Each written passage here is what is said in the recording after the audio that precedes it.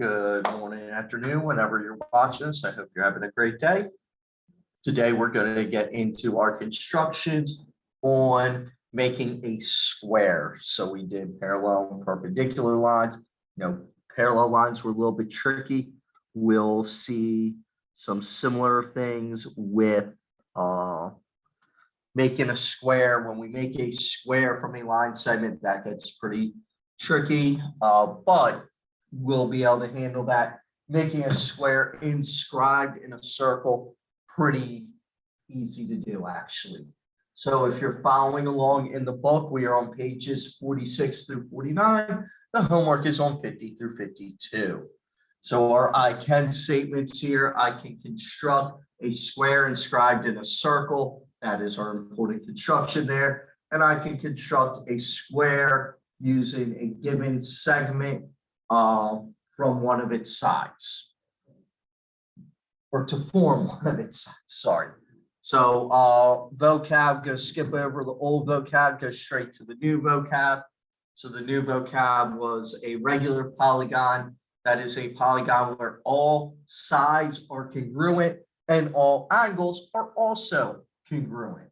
So what that means is, if we put the word regular in front of a shape like a regular hexagon, I know that hexagon has 6 equal sides and 6 equal angles. Now there are 2 regular polygons that have special names. That is an equilateral triangle. We won't say a regular triangle, we'll say equilateral triangle, as it has all 60-degree angles and all sides are equal. For a quadrilateral, we won't call it a regular quadrilateral. You guys know that much more commonly as a square, where all angles are right angles and all sides are equal. So for the warm-up, we looked at this. So just a refresher, we were looking to see what's different about each thing. So I'll just go quickly go through. Most students said B was the one that was different because it did not have sides that were all equal, where all the other shapes do. Some people said A does not fit because it's the only shape that doesn't have a side with a length of 1. Some people said D was the one that doesn't fit because it's not a quadrilateral, unlike A, B, and C. And then some people said C because all angles are not equal here. In A, that's a square, so all angles are equal. B is a rectangle, so again, all equal angles. And D is a regular octagon, so that would mean all my angles are equal there. Whereas C, we see clearly 2 acute angles across from each other and 2 obtuse angles. So let's get into our first construction. I'm going to talk about the steps that are on the board right now before we see them in motion. So we are going to use a compass and a straight edge. I'm going to use the algebra or geometry tool, to construct a square with segment AB as one of its sides. So the first thing we're going to need to do is to construct a circle with a radius of AB, and then we draw the diameter. Once we have the diameter, we're going to then construct a perpendicular bisector of that diameter. That will get me one side that is perpendicular, and that circle we created will let me know, oh, if I put a point where that perpendicular bisector meets the original circle we drew, we'll call that A to D, then, oh, that is the same as A to B. What we're then going to do, we drew half the circle, we need to flip from point A to point B, and then we're going to repeat the exact same process to get a perpendicular line to point B. Once we do that, we'll be able to connect the dots and make our square. So let's pull up our Desmos geometry tool. There we go. Let me clear out the construction I had from earlier today. New construction. No, come on. New construction. There we go. So the very first thing I have is just this little line segment, A to B. Come on, there we go. So go call this point here A. I'll go call this point over here B. So I said we want to make a circle with a radius of A to B. That's a pretty simple step. We've been making plenty of circles this whole unit. Whoop, that circle was no good. Sorry about that. Undo. A to B. Now I want to draw a line through this. This will get me a diameter. I go to call the diameter C, or sorry, I go call the new point where the diameter touches point C.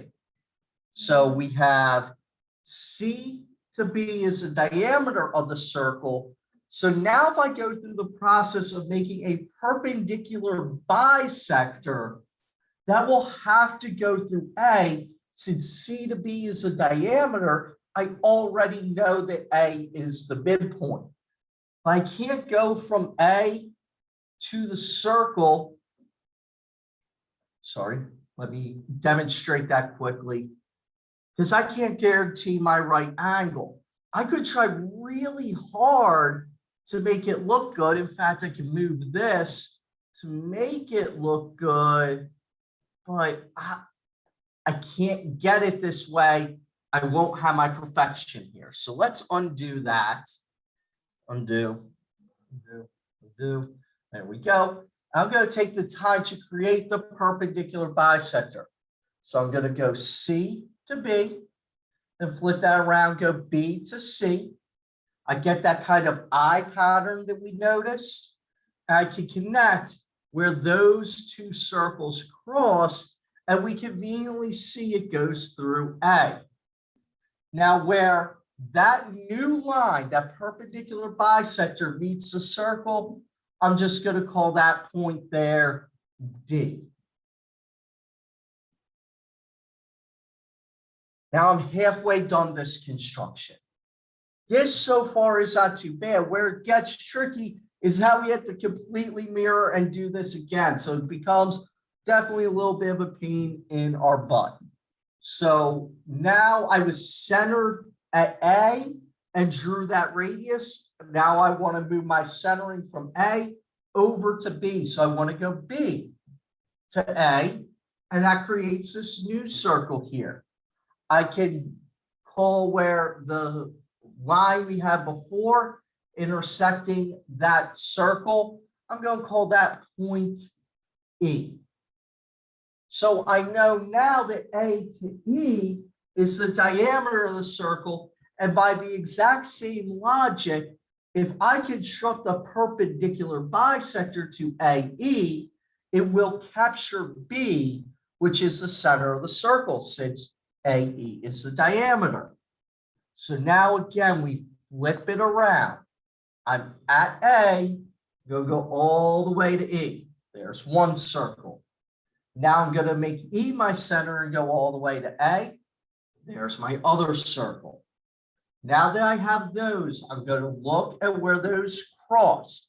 And I know, oh man, we got all these different lines, all these different arcs. It can get a little confusing, but okay, so line up with B. There we go. And again, I know I did this correctly because B goes through that perpendicular, or the perpendicular bisector goes through B. Sorry about my slightly awkward phrasing there. Now that I know that, I can put a point where these circles meet. I'm going to call that point F. And now, if you notice, A, B, F, D, that looks like it could make a square. So let's see. Oh, finish it. There we go.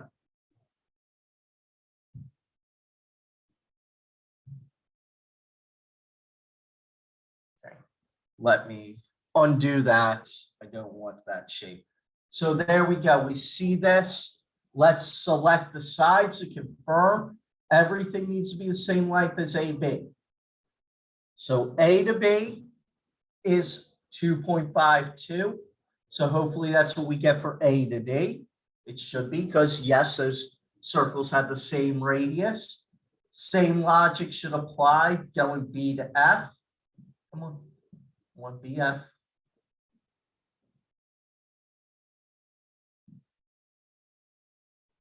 There we go. No, that's the line.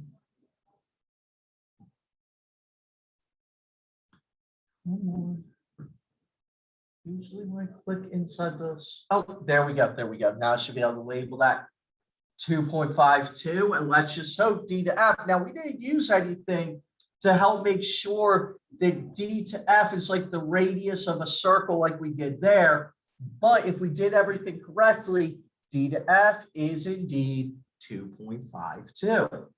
Again, we can check the angles and we'll see they're all 90. So angle A is 90, angle B is 90, angle F is indeed 90, angle D is again 90. Now remember, with the construction, one thing we can always do is try and move some points. So if I move point B, we see it move, but we see all sides remain the same and all angles remain, 90 degrees. So I'm going to take the time to save this. So this was 1.7.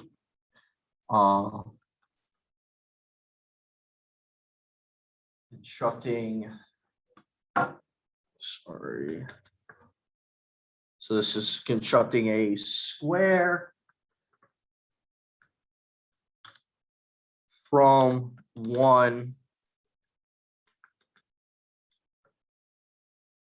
one side. So again, when you're watching this YouTube video, the link for this construction will be listed down below. So let's take a look at the next piece. The next thing it asked us to do was to construct a circle with a center. We're given this square.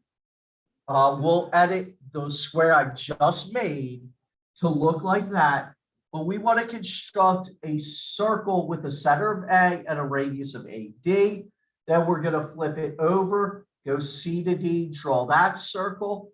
We're going to label the intersection, then we draw the diagonals. So right now we have the diagonal BD. We'll draw in AC and label that intersection point E. Then we'll draw a circle centered at E. And we're just go see what happens. So we looked at this in class again. Let me just get rid of stuff I don't need here. Okay, hide. Also want to hide that.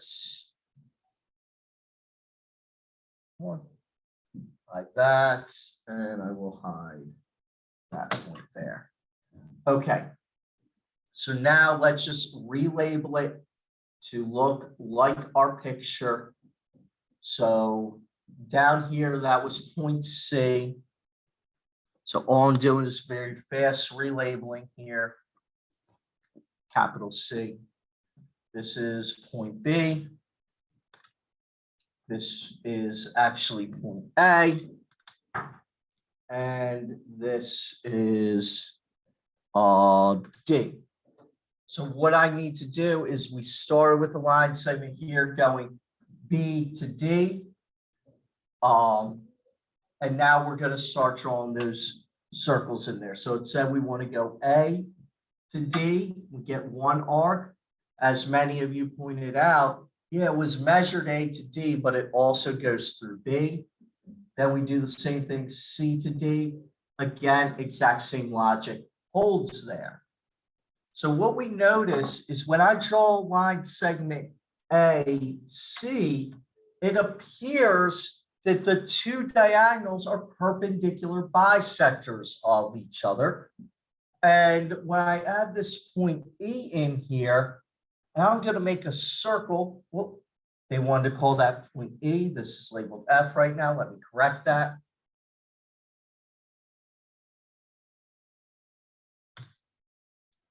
So now what they wanted us to do was draw a circle with a center of E. So what we realize is this circle centered at E inscribes this square. So the square is inscribed in there. So we noticed we had two diameters to it and they're perpendicular bisectors. So those are facts we're going to utilize for our last construction here. So when we're doing this, again, we had that observation written down here that the diagonals are perpendicular bisectors of each other. Oh, come on. We're going to utilize that fact here. So to create a square inscribed in a circle, the first thing we need to do, just draw the diameter. That's where we start. Then we want to construct the perpendicular bisector to that, and then we'll make our square. You do not want to eyeball your up and down line for your perpendicular bisector. You will get it wrong. You will get it inaccurate, even though it may look pretty good. So let's do our final construction here. Come on, stop being slow. New construction. Okay, so I just want to circle here. I'm going to just start with drawing the radius, going from this point through the center. Where it crosses the circle, I'm going to label those points A and B.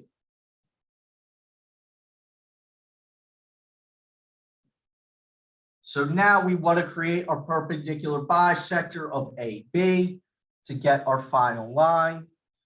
So again, creating a perpendicular bisector, I'm going to center at A, go to B, then I flip that around, go to B, center at B, go to A, and I can't fully see that top intersection point. So here's what I can do. I can shrink my circle a little bit. There we go. That's good enough.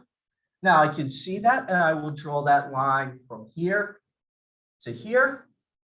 And where it crosses the circle are my new points C and D. So let's get those labels in and all that good stuff. So C, and label this D.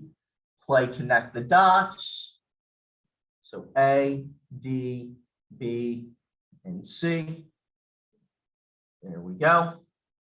Again, if we want to double check, we will see that all sides are the same length. So I'm seeing 2.75. I should see 2.75 all around, which appears to be what's happening.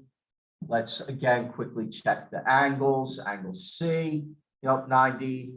Angle D is 90. Angle B is 90. And angle A is 90 as well. So we see that. Again, I can move point B. Some people like their squares to look more oriented this way instead of more like a baseball diamond, and that's okay. But no matter how I move it, you see it still holds true. So these are our constructions for squares. I hope you found this video helpful. If you have any questions, please make sure you're asking them in class. Thank you guys and have a great day. So share and recording.